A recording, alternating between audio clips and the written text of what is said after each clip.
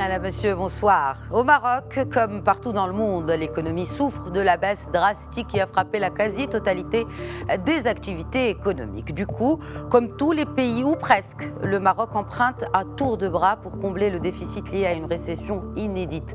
Ce soir donc, nous allons parler endettement. La dette souveraine du Maroc a-t-elle atteint un niveau inquiétant? Et si oui, quelles en seraient les conséquences sur les aspects économiques et sociaux?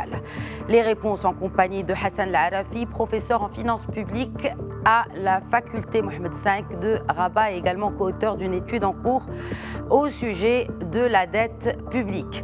En deuxième partie, nous traiterons du phénomène du cash en circulation avec Omar Bakou, économiste spécialiste de la problématique du change, alors que le gouvernement vient de prolonger jusqu'au 15 décembre prochain la date butoir pour l'amnistie sur les avoirs en liquide. Les transactions en liquide toujours ont-elles explosé ces derniers mois? Décryptage donc ce soir. Bienvenue dans Question Éco.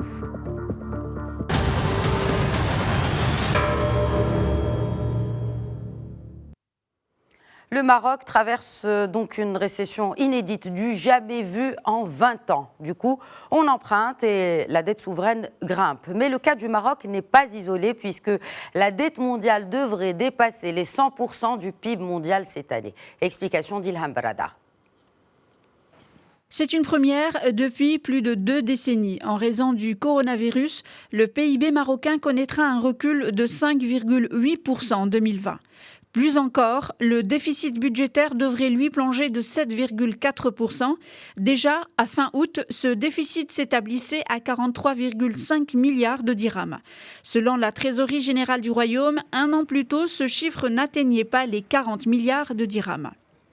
Les recettes ordinaires brutes ont connu une très légère chute de 0,1% pour se stabiliser à 160,5 milliards de dirhams. Les dépenses ont pour leur part enregistré une hausse de 2,3% et ont atteint 163 milliards de dirhams. Le repli des recettes s'explique par la baisse des impôts directs, des droits de douane, des impôts indirects et des droits d'enregistrement et de timbre.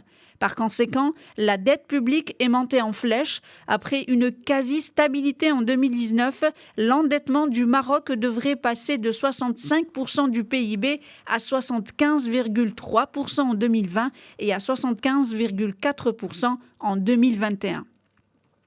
À ce propos, le Parlement a autorisé le gouvernement à dépasser le plafond précédemment fixé afin de lui faciliter les sorties sur les marchés mondiaux et auprès des partenaires bilatéraux et financiers.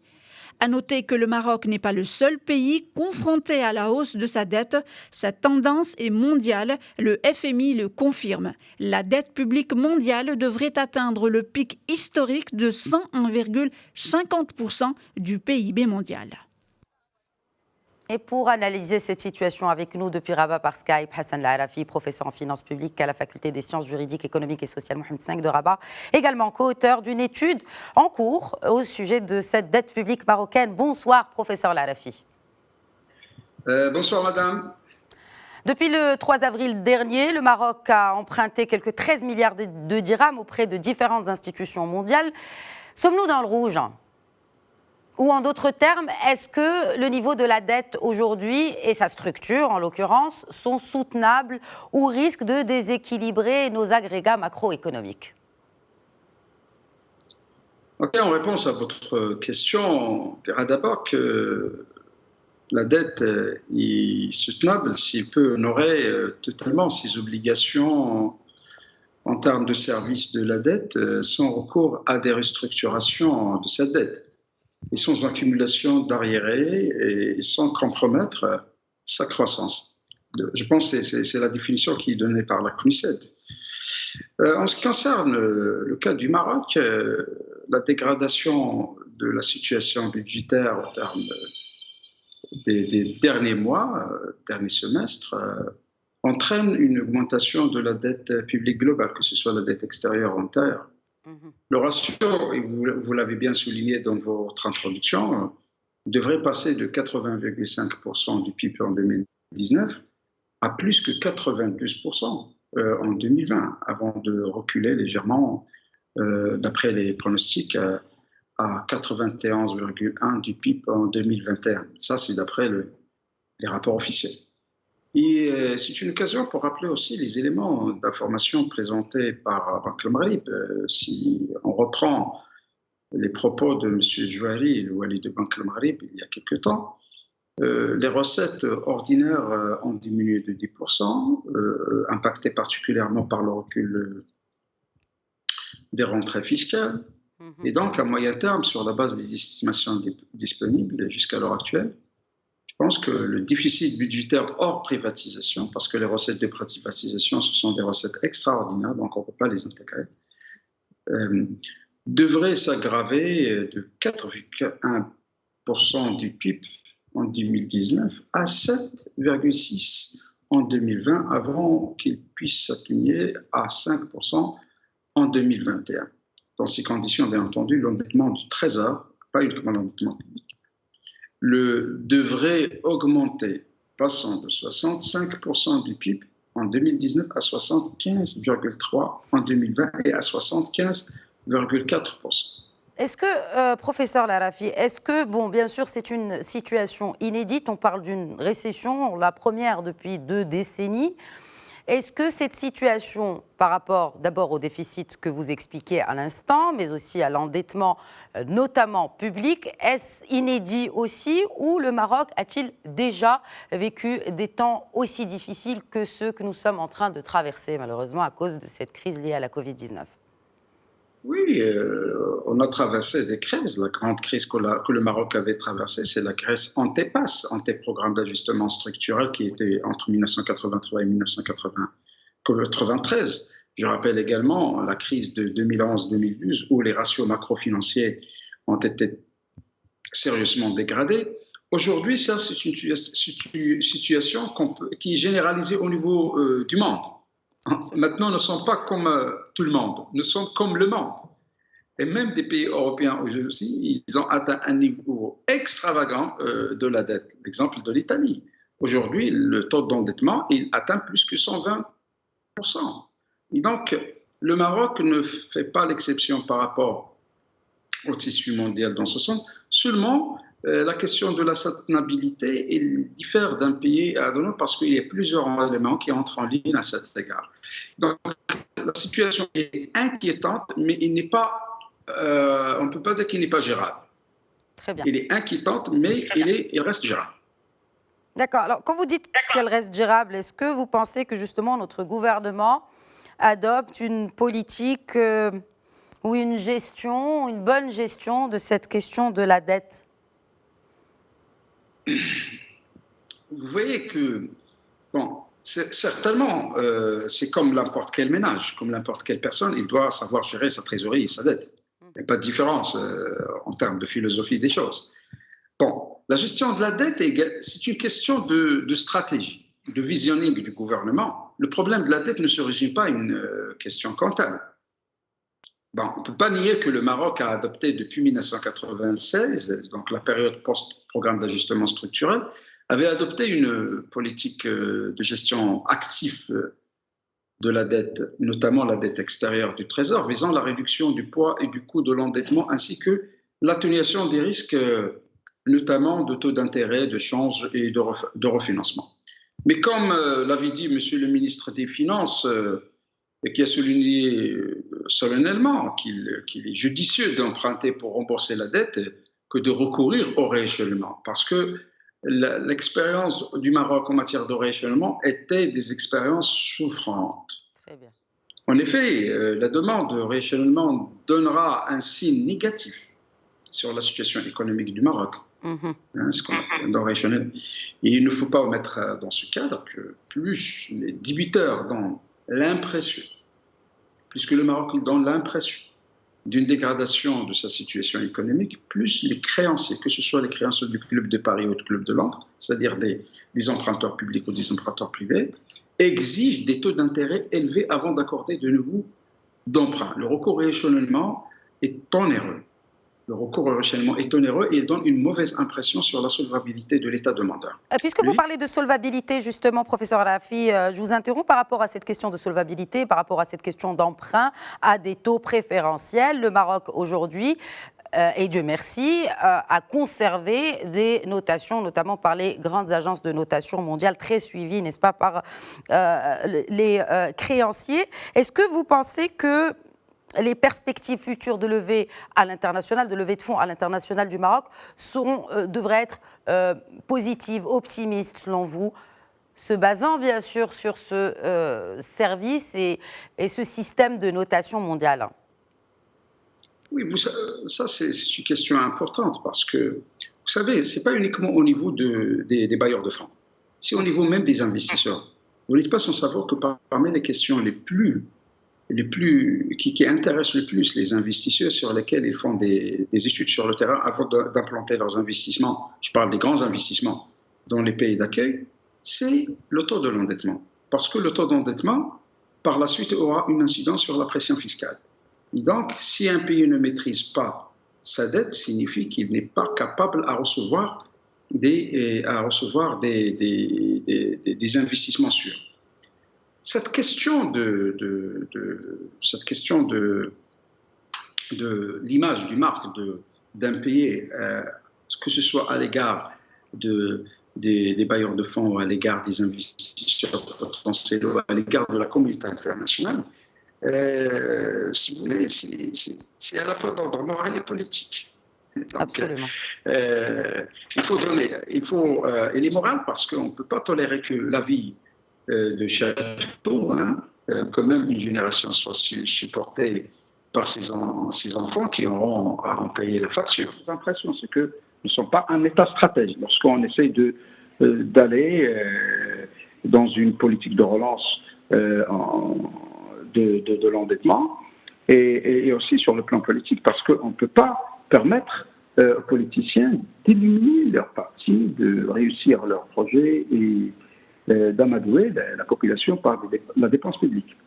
Et donc, je pense qu'au Maroc, on ne peut pas dire qu'elle est très rationnelle. Je pense que le Maroc a bien fait preuve d'une rigueur, d'une discipline financière et budgétaire à l'égard que ce soit des institutions de Bretton Woods, la Banque mondiale et le Fonds international, ou que ce soit même au niveau de la communauté internationale financière, notamment au niveau des accords de BAL 1 et BAL 2, donc en ce qui concerne la réglementation prudentielle des banques. Donc je pense que le Maroc a donné des indices très positifs. Je vous donne un cas où le Maroc était très vigilant, très prudent en ce qui concerne le traitement de la dette. C'est le cas où vous savez très bien que le cas de la ligne de liquidité, la fameuse ligne de liquidité que le Fonds monétaire international accorde aux pays pour qu'ils puissent faire face à leur situation exceptionnelle de crise, comme c'est le cas de Covid-19. Vous savez que le Maroc a signé 4 accords. Absolument. Depuis 2012. Il n'a jamais utilisé les fonds qu'on lui a mis à sa disponibilité. Et c'était un signe fort que le Maroc ne recourt à l'endettement exceptionnel qu'en cas de grand problème. De crise majeure. Très bien. Professeur Larafi, je voudrais juste, avant qu'on termine rapidement, prendre une question d'un de nos internautes, M. Bouanani, qui se pose la question suivante. L'endettement, notamment externe, réduit les marges de manœuvre de la politique économique. Est-ce un choix inéluctable pour le Maroc, professeur Larafi? Oui, l'endettement, le problème n'est pas dans l'endettement. Tout le monde s'endette. Ça, c'est ce qu'on appelle en jargon de gestion l'effet de levier. Je peux créer de la richesse par l'argent des autres. C'est possible. Le problème, est-ce que vous êtes capable à honorer vos dettes? Est-ce que vous êtes capable? Parce que le problème de la dette, c'est un héritage laissé aux générations futures. C'est pour cela que j'ai dit qu'elle est d'ordre moral et politique. Le déplafonnement de l'endettement extérieur, il est possible de priver des générations futures d'une vie décente. Devant la crise sanitaire transmutée aujourd'hui en crise économique et en anticipation d'une chute sans précédent des recettes fiscales, le fait que les pouvoirs publics ont préféré à recourir à la dette, donc s'ils ne le font pas, ils vont recourir à la fiscalité. Absolument. Pour augmenter la pression fiscale. Donc, ce sont des arbitrages qui ne sont pas faciles à prendre. parfois les décisions sont lourdes, mais je pense que c'est un domaine d'ingéniosité au niveau de la gestion active de la dette. Parmi les pays les plus riches sont les pays les plus surendettés dans le monde. Oui, donc, absolument. Voilà, donc... On est encore dans le vert, mais pas dans le rouge. Merci beaucoup, professeur Larafi, en tout cas pour l'ensemble de ces éclairages et d'avoir répondu à nos questions. Passons à présent à la seconde partie de Questions Éco.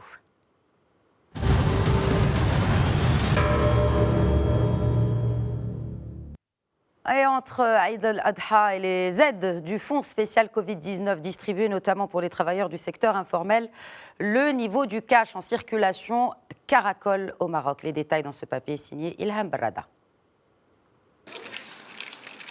300 milliards de dirhams, c'est le volume de la monnaie fiduciaire au Maroc. Le royaume est en train d'exploser tous les records en matière de circulation de cash. Dans ses dernières statistiques monétaires de juillet, Banque El Maghreb affirme qu'en 7 mois, le cash en circulation a augmenté de 25%, soit 62 milliards de dirhams de plus pour franchir la barre de 300 milliards de dirhams. Des chiffres édifiants qui représentent 3 à 4 fois l'augmentation annuelle de la circulation fiduciaire au cours des dernières années. Selon Banque El Maghreb, plusieurs facteurs expliquent cette envolée du cash en circulation. Eid al-Adha et les vacances d'été sont des périodes traditionnellement propices au retrait de cash, mais c'est la crise sanitaire et les mesures de l'état d'urgence qui ont contribué le plus à cette augmentation. Les retraits d'argent ont été massifs dès l'annonce de l'instauration du confinement général. Sans oublier les aides de l'État aux familles évoluant dans l'informel, impactées par la crise sanitaire, une donne qui a amplifié les sorties de cash du système bancaire.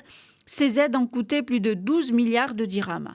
En parallèle, les dépôts bancaires n'ont progressé que de 1,7%, soit 16,5 milliards de dirhams pour atteindre 965 milliards de dirhams. Pour cette forte circulation du cash, plusieurs solutions sont proposées, notamment le paiement mobile. La loi de finances rectificative adoptée en juillet a amélioré le cadre fiscal relatif au paiement mobile, une solution qui peine tout de même à se développer en raison principalement de la réticence des commerçants. Et nous allons justement évoquer cette question de mobile banking avec notre invité que nous joignons tout de suite depuis Casablanca par Skype, l'économiste spécialiste de la question monétaire, Omar Bakou. Bonsoir. Bonsoir. Alors, tout d'abord, on parle de circulation de cash, on vient de le suivre dans le papier.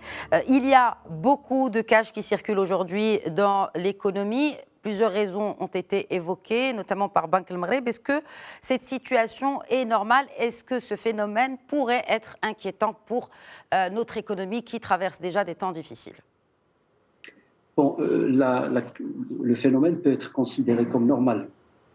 Et il a été enregistré dans presque tous les pays du monde, je dirais à la veille ou suite aux crises monétaires de change, aux crises économiques, etc. Et maintenant, est-ce qu'il est inquiétant ou non? Je ne pense pas qu'il soit inquiétant parce que déjà les mesures pertinentes ont été prises, parce que toutes les personnes qui se sont présentées pour retirer leur liquidité, donc retirer de la monnaie fiduciaire, ont reçu les fonds, donc il n'y a pas eu de rupture. Et en plus, Banque El Maghreb a pris les mesures nécessaires pour... c'est-à-dire améliorer le cadre de refinancement des banques à travers la baisse du taux directeur et la baisse du taux de réserve obligatoire, ainsi que d'autres mesures qui ont été prises. D'accord. Est-ce que ça pourrait avoir un impact sur l'économie? Ça pourrait avoir un impact sur les banques, tout d'abord, mais aussi, je voudrais vous poser la question pour nous, citoyens. Est-ce que cette situation, si elle se complique, pourrait avoir un impact sur nous, citoyens? Non, l'impact direct et global, c'est sur les banques. Parce que les banques, normalement, plus de dépôts à vue, donc moins de circulation de cash, ça veut dire qu'ils ont des ressources gratuites et ça leur permet de mieux financer l'économie et ça réduit le coût de leur refinancement.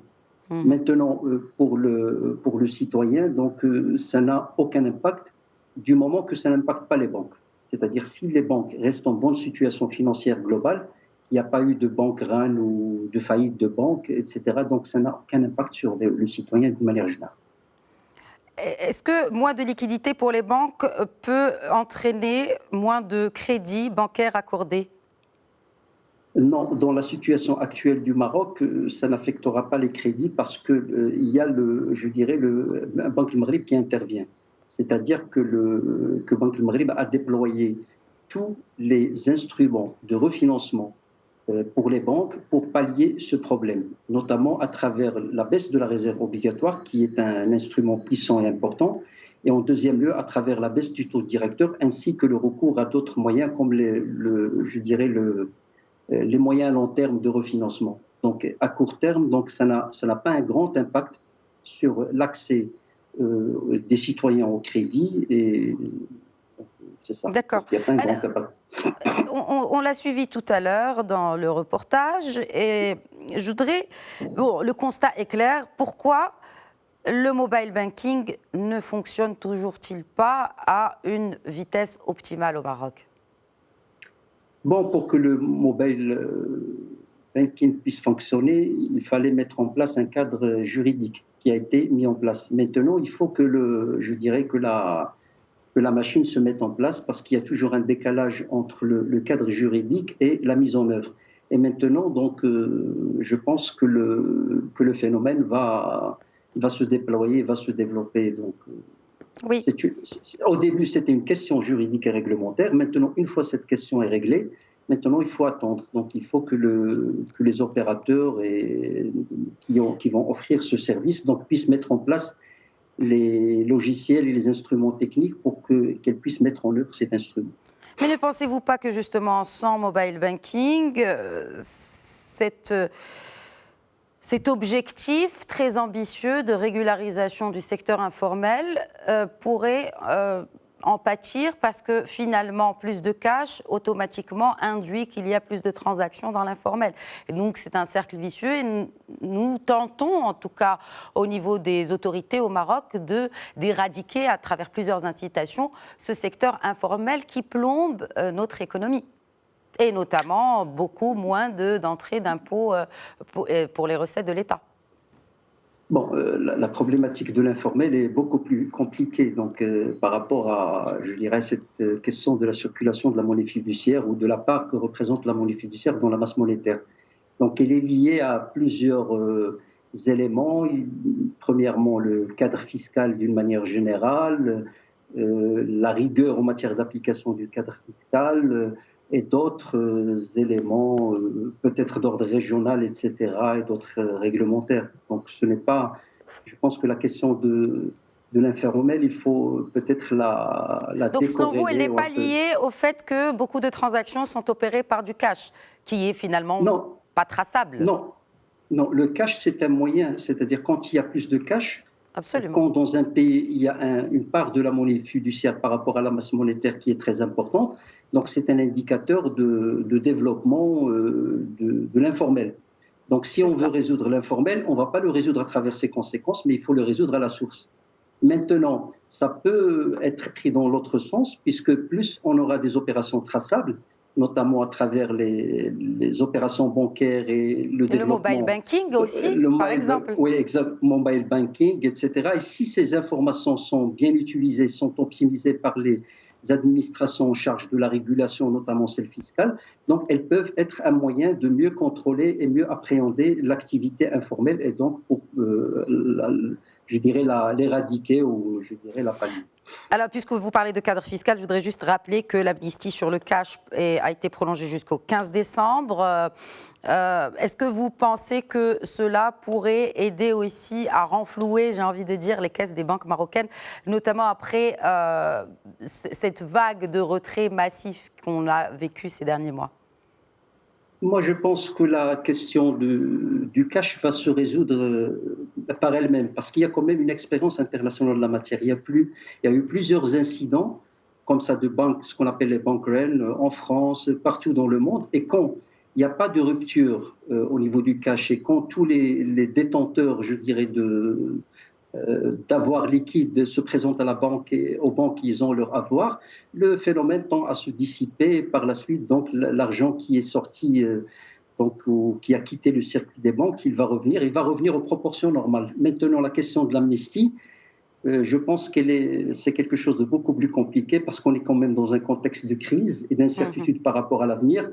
Et peut-être que le timing, je ne pense pas que ça aurait, personnellement, à mon humble avis, un grand impact pour, je dirais, pallier ce phénomène et remédier à ce phénomène à très court terme.